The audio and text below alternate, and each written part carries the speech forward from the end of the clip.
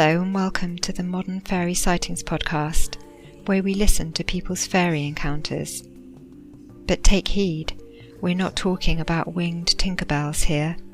These are real fairies, real encounters that took people like you and I by surprise. Stay a while and hear their stories. My name is Jo Hickey Hall, and I'm a folklore researcher.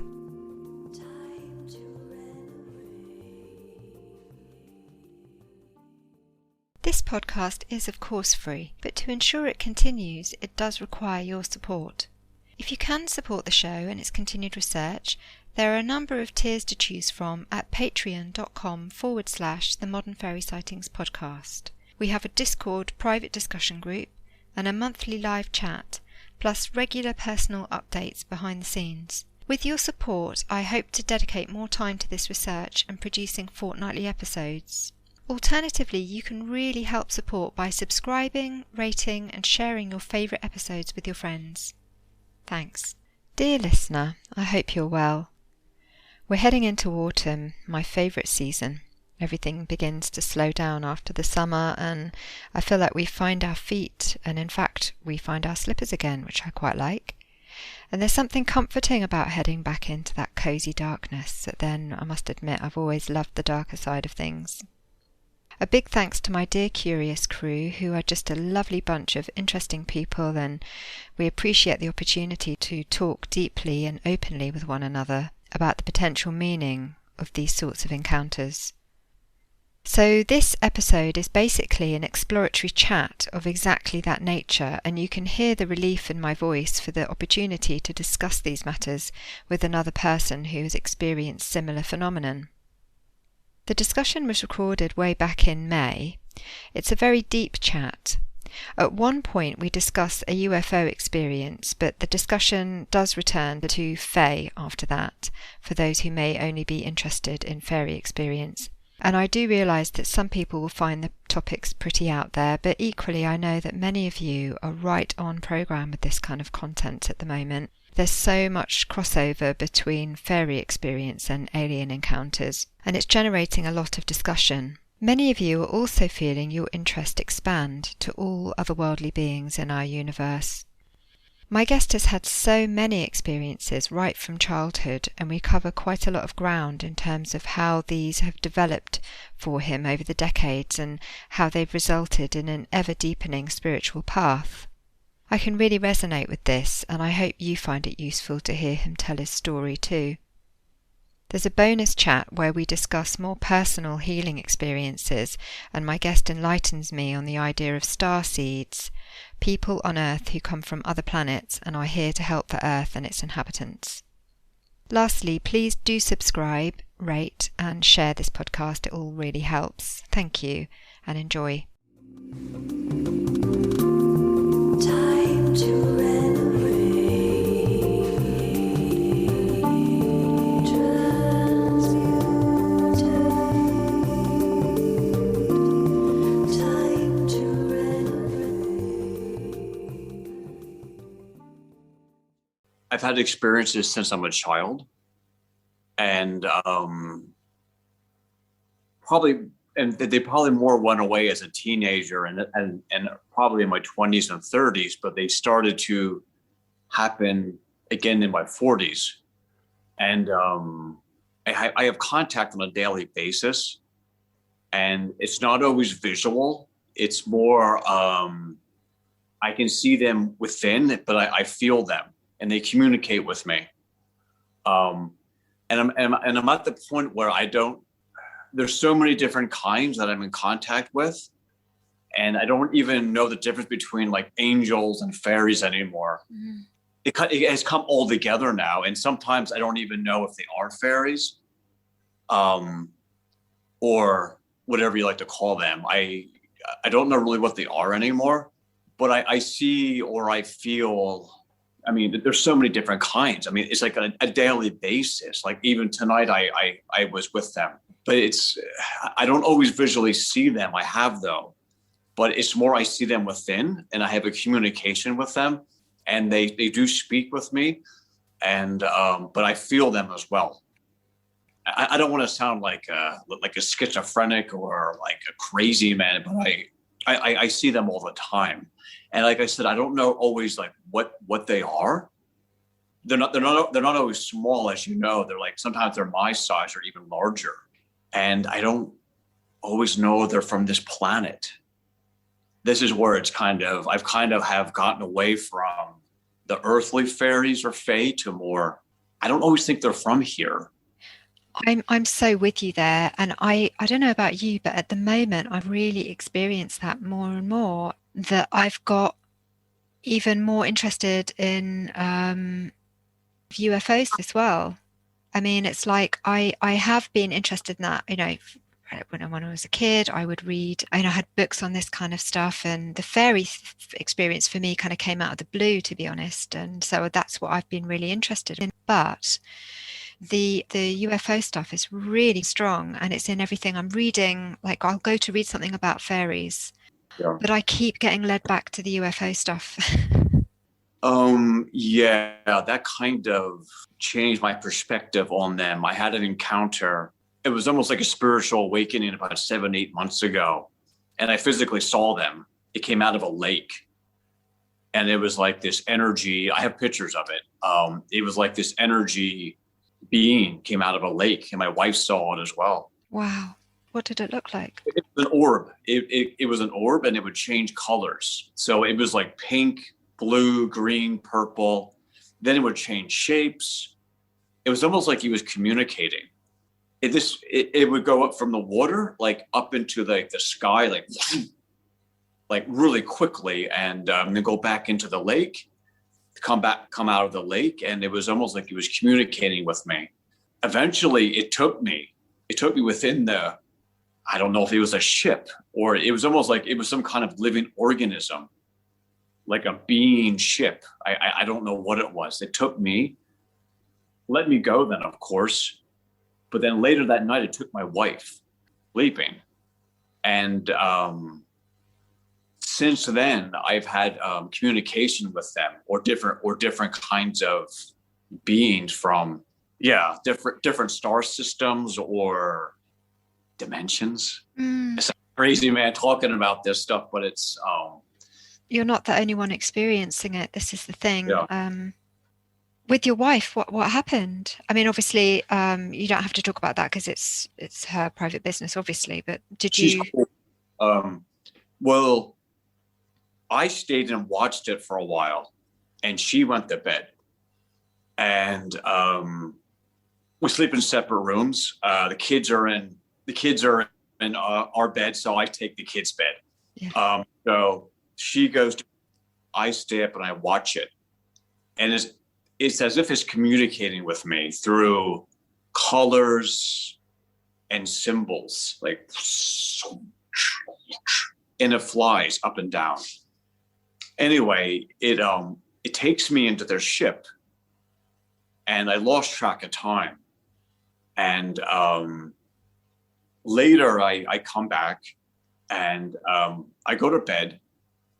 The next morning, she gets up and she says to me, "Did anything happen last night when you went to bed?" I was like, "No." I was like, "Nothing happened." And she's like, "Well, I think they took me." I was like, "What do you mean?" She's like, "I had this dream that I was inside their ship, and she said they were communicating with me through like telepathy." She said it was all feelings. She's like, "I never saw them." And she said, "Tell your husband this is a message for him," meaning me. "Tell this is for him." And they said, "Tell that everything will be okay." And she said she just woke up. She described the ship as I saw it, because they also took me. What was it like? With me, I remember being inside of a pink. I just saw pink everywhere, and I looked out these large windows, and I could see outside, and the energy or like the color was just pink. And she said the exact same thing. It was just pink. She said she's like, there were these large windows there, and she looked out these large windows. Since then, I've had communication with them, like sometimes every day, sometimes once a week, different races. And like you said, I've been meeting more and more people like at least once a week who have had communication with them or something. Yeah. It's really interesting that you said that you're, speaking with other people frequently as well that are having these same experiences. I'm really glad that we got to talk about this stuff as well, because this is what is kind of firing me up right now as well. There's a really good film, I just watched it last night, called Phenomenon. Quick note here, it's called The Phenomenon, because I think there's a few films called Phenomenon. It's The Phenomenon, and it's a documentary on Amazon Prime. And it's very, very good. It released last year, and they speak to loads of guys in the Pentagon, guys that were head of defense, and they're all talking about the amount of UFOs that are out there, and they know, and they're coming clean about it. It's a very good documentary, so I'd recommend that. Yeah. What do you feel is going on there do you feel like we're being prepared for something? Because I do. Yes, and we're already in it. Yeah. We're already in it. We've entered into the 5D, the 5 dimension, and that is just that's the 5D. It's just another source of higher energy. So we can connect in with this. So people are being awakened to this energy, to this the 5D energy. People are becoming awakened to it. I'm kind of walking in circles now. I don't know how much I should say, but we're in it right now. Yeah. Do you think the fact that we're kind of locked down in COVID has something to do with it? Yeah. Do you think? Yeah. There's been a lot of spiritual awakenings with this, Absolutely. a lot, and especially with the young people. Yeah. Yeah. And it just kind of led me to that.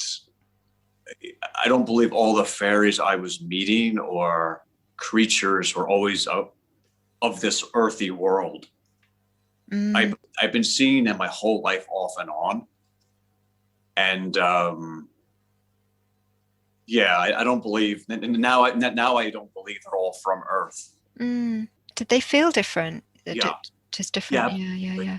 Yeah, absolutely. Yes. How do they feel different? I work with healing. There's a totally different vibration. Yeah. And as with you, I work with different rituals and meditations, and some are much more knowledgeable than the others. Some have much more wisdom than the others. Yes. Okay. Yeah. Some have much more healing energy than the others. That's interesting. Some don't even have bodies. Some have just energy bodies. Some are just consciousness that I've met. Some of the beings they have, as you know, they have a physical body, but they have these powers. They can appear and disappear. Some of the beings I've met, they only have energy bodies. And some of the beings that I've met, they only have a consciousness. They're so highly evolved. They just have this kind of high consciousness. They don't have a physical body or an energy body. That is interesting. I can imagine what that would be like. I mean, so I do distant healings, and I find that, and of course in lockdown, I've only been able to do distant healings because I can't do one-to-ones with people. But I always find that the distant healings are always powerful because you're dealing directly with consciousness. So, and when you sense that person's consciousness, and you can just go straight in. You're not faced with the face that they're presenting you, that everything's okay or any of that. When you're doing a healing, you just go straight to consciousness and you feel it straight away. So that's the only thing that I could say I could compare to, apart from when I have met the beings that I've seen, that I've visually seen and sensed them. Because it's not like when they haven't spoken to me, it's been telepathic. Yeah. But they've got their message across. Yeah. It's all and Yeah, they communicate through energy and feelings and visions and like as you said, telepathy as well. My experience with them is they hear you asking them, and they got to keep at it though. And you know this, just keep talking and keep at it, and they will come. Everything I've asked them that they've shown me or have answered for me, everything. Like everything. I'm in total communication with them. I don't get it the same day, obviously. It can take a while, but they always answer me about this 5D and what's going on now. I'm just going to say it anyway. It's our job to awaken the people to them. And I'll say, this is what they told me. And I, to them, I don't want the job. And they said, you don't need to do much. You just need to kind of plant seed for them, show them a way, like they just give them small things. They have to do the work. I was like, okay, because that's lots of responsibility to kind of guide people and mentor people. I was like, I don't want that. Yeah, it might not necessarily be that, but just being yourself. I mean, doing whatever you love. So whatever you most love, do that. Because for me, the idea for the podcast came through meditation in the garden, in our garden in lockdown. The only reason I had the time to do that was because we were working from home. Otherwise, I wouldn't have had time. So, you know, I was taking that time every day, and this idea came, and I thought, oh, I don't know how to do that, but okay, I'm going to do that because I'm really interested in talking to people about their experiences. But I eat, sleep, and breathe it because it means so much to me. But just by doing that and putting it out there, I'm getting so many letters from people saying, thank you so much for doing this, because, you know, I've had these experiences and I haven't known what to do with them. I can't talk to anybody about this because of the stigma. So thank you for just validating these experiences I'm having. It's also, I need to hear it as well. Like what they told me was they're going to have the awakenings, and it's our job to kind of guide them a bit. Like, okay, read this book, check out this website, how to communicate with them, just small things. But they told me that they have to do the work. You're just there to guide them. And okay. And I'm a teacher, so I teach different forms of yoga and qigong and spiritual dance. And almost every training I do, I have one that becomes awakened in the training, to either to the fae or to them. Like I always have one student, like always one. Yeah. Always. It's super like bizarrely cool. Yeah, that's amazing. And that's doing that's your thing. That's doing what you love. I'd forgotten you did mention that to me, that you were connecting through spiritual dance. So that's your medium. I am. Yeah. Yeah. Yeah. Yeah. I'm more connecting with like fae through the dance. Great. Never really so much with them, more meditation with them or ceremonies.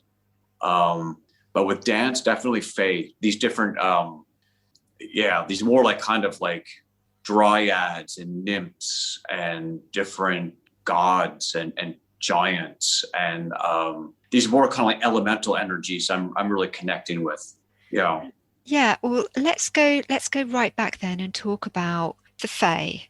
It's almost I'm very, very fond of the fae and these kind of elemental beings. I love them. I'm very, very close to them. When I had the spiritual awakening with them, it kind of like took over. And I'm like so obsessed with them now. It's all I think about. I'm always looking for them. And from what I understand, though, a lot of the fae are from different star systems. And I don't understand that connection, but a lot of these kind of like water elementals and like the light elves, they're from different star systems. I've actually been followed by them, and I'm American, but I live in Sweden. Okay. So there's certain places in Sweden where the Vikings were talking about these like light elves. Okay. So they're real. I've been followed by them, and they come in and out of these like energy vortexes, and they're not from here. They're from a different place. There's places in Sweden where the Vikings, they've talked about certain mountains and certain forests. They'll say like the light elves lived here or the dwarves lived here. So I always forget about these places, and I go there and I meditate and I walk through the forest and do rituals. And growing up, I had a pretty turbulent home, and they would come to me and comfort me. They became my friends, and it was somewhat very turbulent at home. So I was kind of like inside a lot or playing by myself. So they would often come in to speak with me and comfort me. And I was very psychic as a child. So I started to like write about them. And the ones that were coming to me, they look like the typical, well, I mean, they're not typical. Like they were more of like these gnomes that you see. Like I always called them gnomes, like the beards and the hats. Yes, that's like the one I saw. Yeah. Yeah, and like that's and the gnomes and these like dwarves actually. Mm-hmm. Later, it started to become more of these kind of like mythical creatures, and I have them very close to my heart to this day still. Things like fawns and like centaurs and like these kind of like winged creatures like the Pegasus and unicorns. They were coming quite often to me. How old would you have been? I started super early, 6 to 8 years old, Mm-hmm. but then became much more intense early teens, 11, 12, 13. And I started writing about them as well. Where would they occur? So would it take place in your home or outside? Both. These kind of more like centaurs and like fawns, that was more outside. But these gnomes were inside my house. Mm. They were like, they would play with me. But like the more the creatures, the Pegasus, this was more outside in the forest and these kind of things. Mm. And that kind of disappeared. But now I've made contact with them again. They're in my life a lot now. Yeah. Yeah, that's really good. What triggered that for you to sort of make contact again, and how did you do it?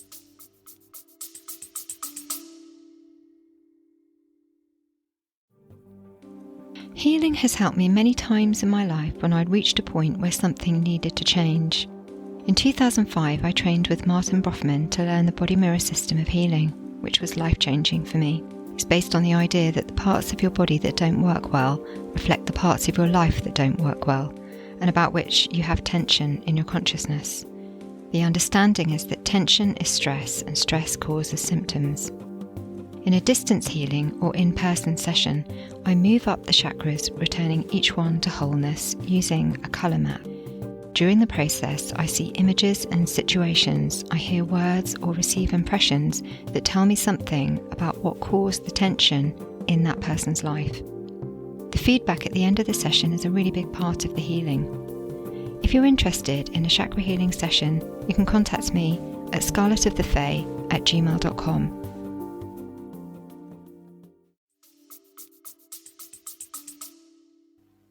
I started to really practice a lot of like yoga and like qigong, and really started to raise my energy up. Like I just started to kind of make very heavy lifestyle changes, clean living, practicing outside a lot of like mantras and meditation and rituals, and started drinking. I started doing tea ceremonies with Chinese tea. And all this just started to open me up. Yeah. Started working with some plant medicines. But with plant medicines and without plant medicines, I was still seeing them. Yeah. So raising my vibration back up again. And now I try to keep it extremely high. Mm. And the more I keep my vibration up, the more they're coming to me, or I see them, or it's all vibration and energies.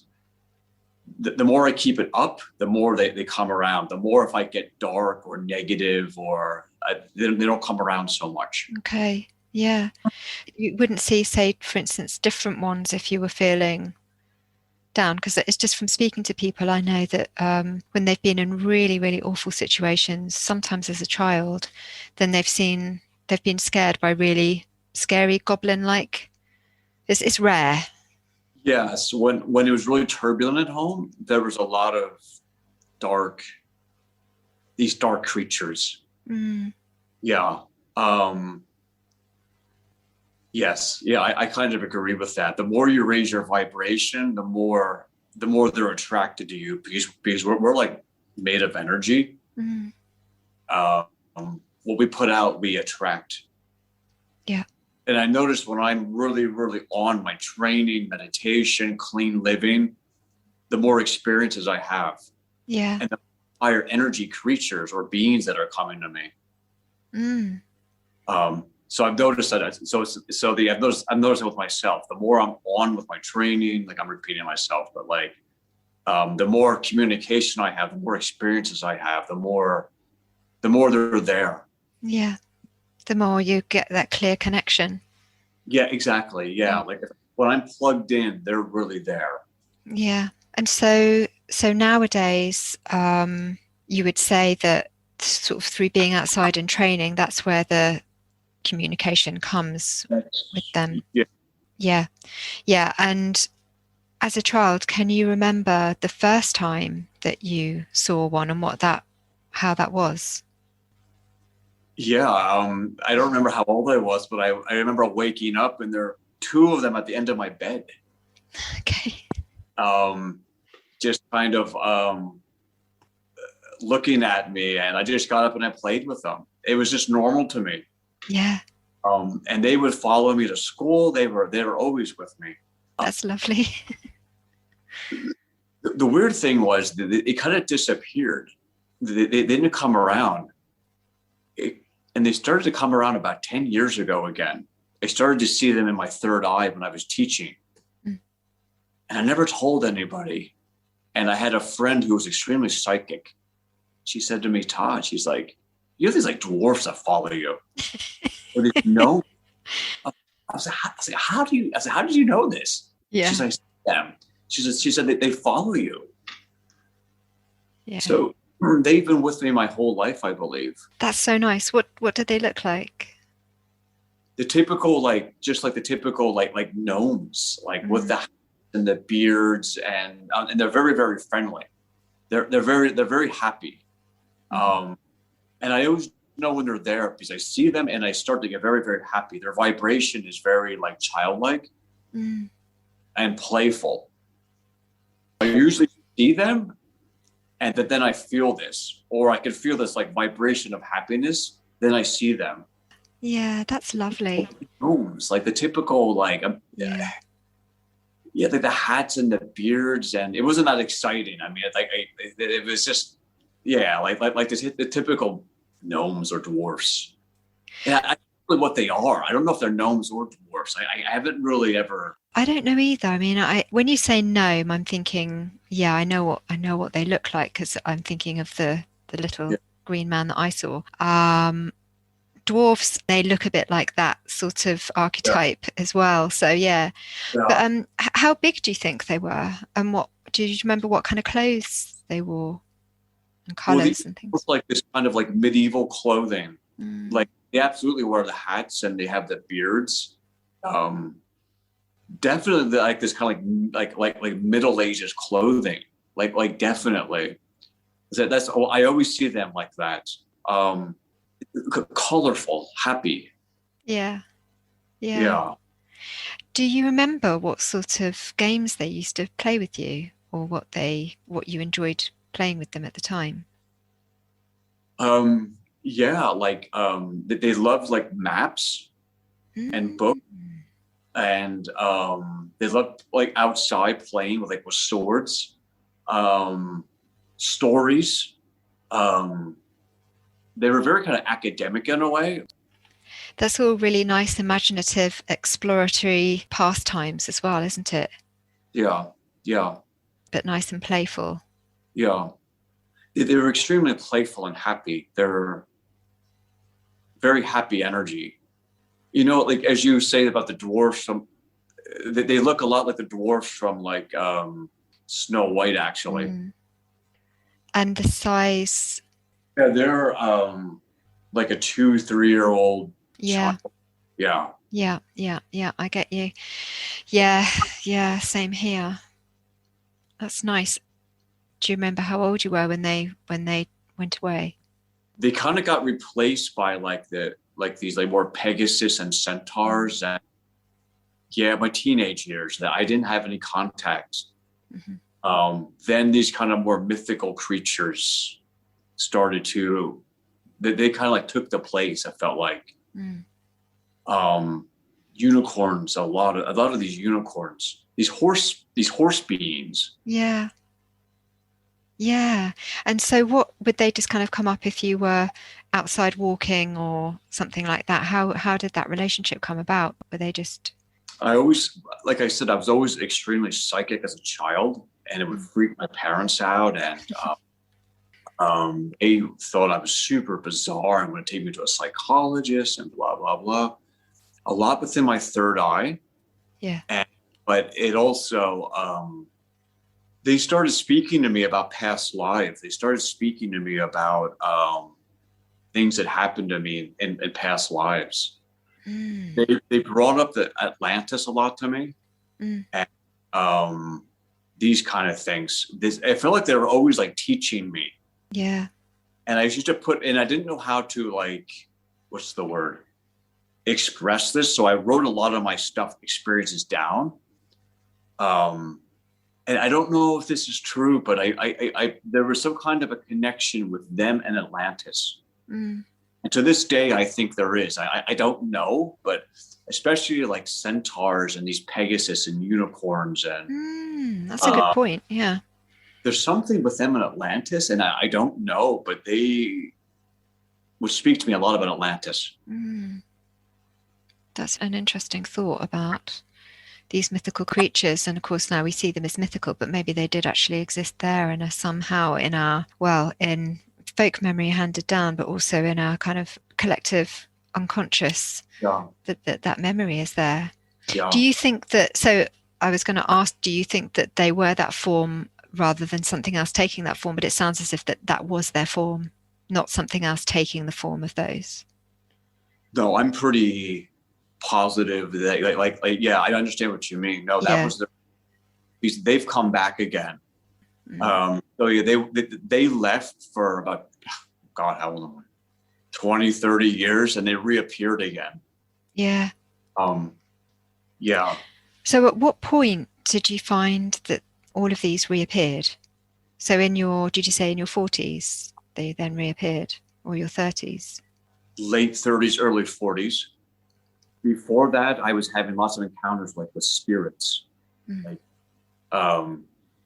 Spirits. In my 30s. So it was kind of almost like my teenage years, very large break. In my 30s, it kind of like restarted again. By the time I was in my 40s, it was like full on, like them again. Yeah. It's funny how that happens. I think a lot of people can relate to that as well. I think it feels like 40s is suddenly where, all the complicated bits of your life are, somehow you kind of land around 40. Not to say that things aren't going to change again, because they do. Maybe it's because we know who we are a little bit more by that point. It certainly feels like there's some kind of landing around the age of 40. Yeah. I had a few spiritual awakenings in my 30s, and I was practicing lots of yoga, and I was going to India, and I was around a lot of these Indian gurus. And so I had these spiritual awakenings at a very young age, and I think that triggered it. Yes. I'm almost positive of that. I started to see spirits, and I started to have communication with different spirits. And later, they started to come around again, these more mythical creatures and these things. And even the gnomes came back as well. Not right away, though. It was a few years. It was kind of like the spiritual awakenings. It wasn't a fun process for me. I didn't like it at all. But I went through these spiritual awakenings. Then these spirits started coming to me. After that, this kind of reappearing of these like dwarves and gnomes and like centaurs and these things, it came. I could have this a bit wrong, but I'm reading Demonic Reality by Patrick Harper, and I was listening to a podcast with him the other day, and he was describing whereas the things like the fae and the elementals are like daemons, which they're the ones that connect us to the gods.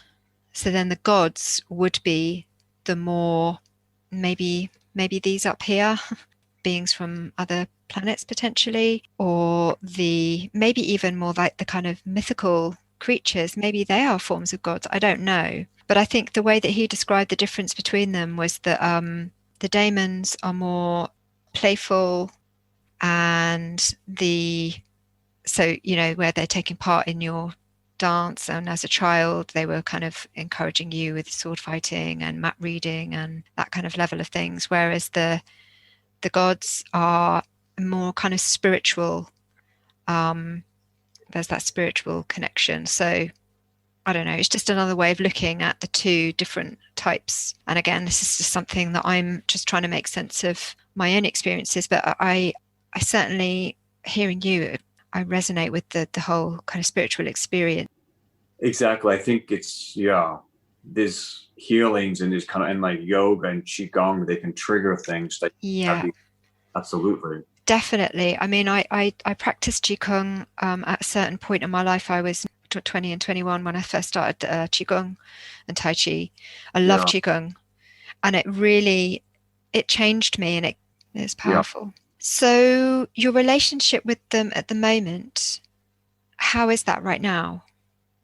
With just strictly with the fae, with the fae, yeah. It's all through dance and like tai chi and qigong, actually. Yeah. So that's come back in that way. And have you spoken to your children about it? Because I know you said that you'd had your experiences as a child, or do you just keep it quite separate? No, my daughter has her own experiences. And my son, he hasn't said anything, but I'm very open about it. Yeah. And they kind of just believe it. They don't really know. They're not like, no, I don't believe that. My daughter has seen stuff. I mean, she's 11. But yeah, they're super open about it. It was interesting about the gods, different gods. I've been also meeting them the past 5-10 years. Different sorts of different gods and different very high energy beings. Especially from India and India especially. Because having visited there, I guess you must have connected with them on some level, or it really struck a chord with you being there. Absolutely. And in the yoga philosophy, they believe like a lot of these different gods live on different planets. That's what I found super fascinating. Yeah. If you go a little bit deep into yoga philosophy, they all talk about the fae, different gods, different elementals, but it's just like all different names. They all have all the gods live on different planets. Even the Himalayas apparently are on other planets. It's an interdimensional mountains, according to the yogis, that's what they say. And like the Ganges as well. If you see pictures of the Ganges, it flows down from the sky off of Shiva. So basically saying that in the yoga text, they say that the Himalayas and the Ganges, they're different planets. Rich with life there, with these beings. Oh, absolutely. Yeah, absolutely. Yeah. They call them by just different names. They totally believe in them. There's just all different nature spirits and these things. Super. Yeah, it does feel like there is a difference with these kind of nature spirits and the other types of energies that are around as well. Yeah, I think some are strictly from Earth, but I think some some aren't from here. Mm. I don't know if they were brought here or they just have access to kind of come in and out, or I don't know. What do you think about bloodlines in sort of seeing Fae? I mean, I would say I think anybody can see Fae. I think it's not like it's an exclusive thing that only some people can do. But I think some people are kind of more susceptible to being able to see Fae. I agree with that. I think it's in our DNA, our spiritual DNA. Absolutely, yeah. Like I said, I mean, I was born in America, but I mean, I was very connected with my Celtic roots, like very, very, very connected. And it was quite easy for me to connect in the rituals, almost all aspects of like kind of like Celtic ritual. It was very easy for me to connect with that. It wasn't an issue, it wasn't a problem. I would just connect with it. Mm. I would go right into it. I would just like, I would close my eyes and I was in it.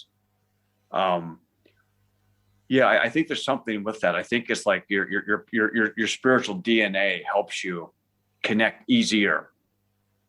I kind of have felt like Kununos. He's very connected with like the fawns, like these centaurs and these kind of things. Sometimes I actually thought they were almost the same thing, but he just took that form. I don't know. Have you ever had those experiences like with these like fawns and like Kununos and? Not with fawns, although a friend of mine who's not into any of this at all, she's really not into anything. One day, about 20 years ago, she saw this fawn, but it was tiny. It was a miniature fawn. I should say this took place in Jersey, where there are no deers or fawns, so it wasn't as if it was a baby fawn or deer or anything like that. But these creatures did apparently exist thousands and thousands of years ago on that island. And it appeared to her, and she said it looked very real. She had her eyes open. She wasn't meditating or anything like that. It just appeared to her, and then it disappeared.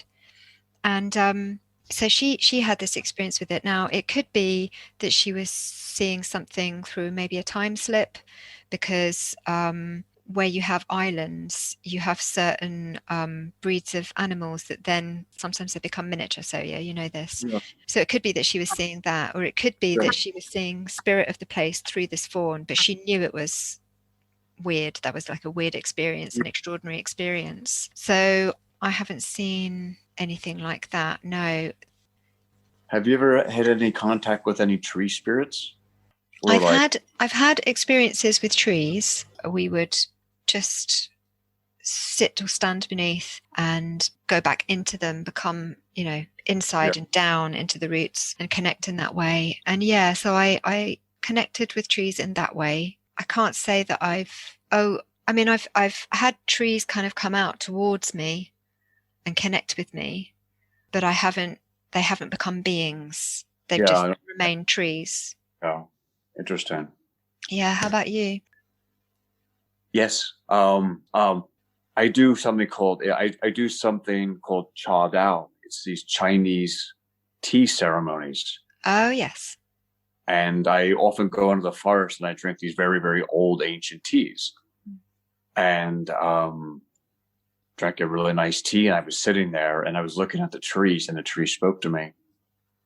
And he said to me, I'm as alive as you are. Like, I'm as real as you are. It started speaking to me like telepathically. Like, I'm alive as you are. Like, there's no difference. We're still we're still the same. Like, we're the same. Yeah. Just that one time, I got this like deep message, like I'm as alive as you are. Yeah, and they give so much love. Yeah. They give so much love, don't they? And there's definitely that feeling. Yeah. Yeah. Have you been to Peru? No, I never have. Have you been? I have been. Yeah, I was there for 3 months. Oh. Yeah. What was that like? Wow. Life-changing. Yeah, very life changing. It only hit me when I came back though. Like I had to process everything. It was definitely life changing. Mm. Everything from like the nature spirits to the shamans to, it's a pretty cool place. Yeah. Yeah. Did you, because they've got, when you talked about plant medicine earlier, were you talking about things like ayahuasca and peyote? peyote? What's the other one? I'm reading, have you heard of Graham Hancock? Oh yeah, I love his books. Okay, because I've just started reading. A big fan. Yeah. Yeah, he is. Oh well, you'll love Demonic Reality then with Patrick Harper if you like Graham Hancock. But I just started reading Supernatural. I think I have that downstairs. I yeah. love it. But he talks a lot about experimentation in these places with plant medicine. Well, Chinese, very old Chinese tea can do it. Okay. Can put you on, and also cacao. Yes. Yeah. But they're also very, very. I mean, all plant medicines are. I mean, they're safe, but it's like those are legal actually. Yeah, they are. I mean, ayahuasca is no longer legal in the UK. Apparently, I think the law changed a few years ago, which is a shame. Yeah. But, it is in the US, but it has to be in like with a Native American community. Yeah, that's right. Like, it has to be like peyote. It's only with Native Americans. But I once or twice a year, I'll do like a mushroom ceremony. Do you collect? So you collect them and then do it? I have a guy who grows them for me, and absolutely life changing. It's very powerful medicine. Yeah. Mushroom. Yeah. It's quite life changing actually. That the mushrooms. Some people prefer ayahuasca. Some people prefer the peyote, but I think mushrooms is kind of, that was pretty powerful. Yeah. And it's also very close to our ancestors as well, I was thinking. This is it for me. I feel it's ancestral medicine. Yeah. Yeah. Yeah. It's powerful. Interesting. Yeah. Yeah. It's all as I say, it's kind of all I really want to do right now is just learn more. I do feel like we're preparing for something. It's just got started and in Sweden, but there's this kind of like awakening of people there's lots of people that are interested in like UFOs and Fae and healing and yoga and Qigong. So there's like this like new awakening happening. And I think it's from COVID. Yeah. Maybe this whole COVID thing has humbled us in some way, and we've had to think about what is really important. I know I certainly had to. People I knew had to think to themselves, what's really important to me and how I live my life. Right. And so maybe we are ready then to connect with beings outside of our earth, within the earth, as in, I feel like there's a kind of inner beings, which is the Fae. And those kind of creatures, and outer, which are planetary beings. Right. Consciousness. Yeah. I think you're right with that. Yeah. The age of Aquarius started 5 or 6 months ago, apparently. And also when I met them was about 7, 8 months ago. And there's many, many people having like awakenings right now. But there's very few people that can actually lead people, or not lead, but like, what am I trying to say? Mentor people. Because when I started communicating with them, this is what they told me. Your job here is to help people find themselves, help people get back home, help people find themselves in this life, help people like meet us, help people like find their way. Yeah. I think it's really needed. Yeah, like they have to do the work, obviously, but you can plant the seeds. Yeah. I'm so thankful that we had this conversation. It's amazing, really amazing to meet you and be able to speak so openly with a like-minded soul. And yeah, exactly. Yeah, it's great. Time to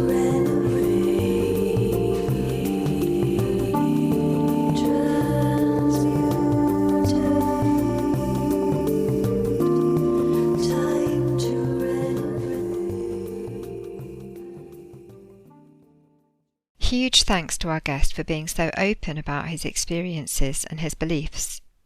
I have more questions to ask him about specific events, and I'll be speaking with him again at some point in the future to dig a little deeper with those.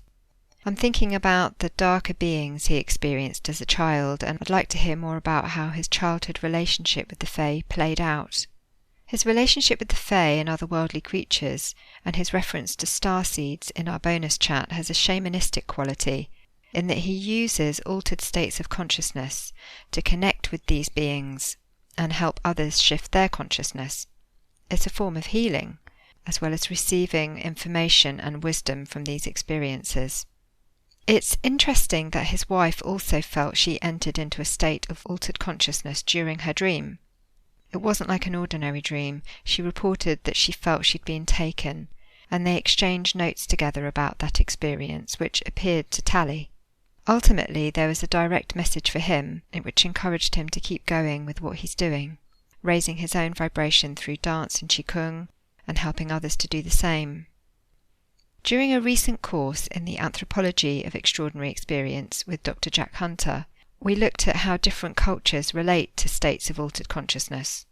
European and American cultures are monophasic cultures, and they align with the idea that there is only one standard state of consciousness, the waking state, whereas other polyphasic cultures have an understanding that there are a variety of different states that can be accessed either through our dreams, meditation, psychoactive drugs, or other plant medicines, such as the tea that our guest suggested, and I'll be posting a link to that tea on the show notes. So whereas some cultures hold these altered states to be inferior or impractical, and have made the use of plant medicines illegal, others hold these states in high regard and value those explorations into spiritual realms. They feel that these explorations benefit communities by accessing wisdom for them. This is the sort of process that our guest is describing. He's using these states to carry out a purpose in the same way. Many other individuals like him who have been brought up in the sort of monophasic European and American cultures feel drawn to explore these different states to access wisdom and experience a higher state of consciousness for healing themselves or others. The only way we may work with these ideas is through mainstream religions usually. While we may pray to a god ourselves and enter a meditative state in that way, we usually leave it up to the priest to provide that direct wisdom that is given to us, and even that is usually set down in prescribed text. Although I would say there are some highly attuned priests who undoubtedly connect with spirit on higher levels of consciousness and are able to impart that to their communities. Yet the act of accessing those states and that wisdom for ourselves, and methods of doing so, such as the use of plant medicines, is either frowned upon, ridiculed, or banned, yet it feels like it's innate within us to explore these worlds and the beings that appear to reside within them. If you'd like to learn more about Dr. Jack Hunter's work, his book Spirits, Gods and Magic, An Introduction to the Anthropology of the Supernatural is excellent, and I can highly recommend the short course of the same name, which I understand will run again at a later date. As always, I'd love to know what you think of all of this and whether it resonates with your own experiences. Get in touch at scarletofthefae.com, and please consider sharing this episode with one friend whom you think might enjoy it. The world is a very strange and divisive place right now, and exploring these higher realms can bring great solace. I don't, of course, encourage people to use illegal substances, but I found the same effects can be reached through meditation, and I will be trying the tea ceremony. Every time I speak to a new guest, I feel my thoughts on these matters expand, and this happens naturally the more we talk about this together. That's what the project is all about, exploring together in non-judgment. Thank you for being here and staying until the end. I hope you find these conversations as enlightening as I do, and that they remind you to always remain curious.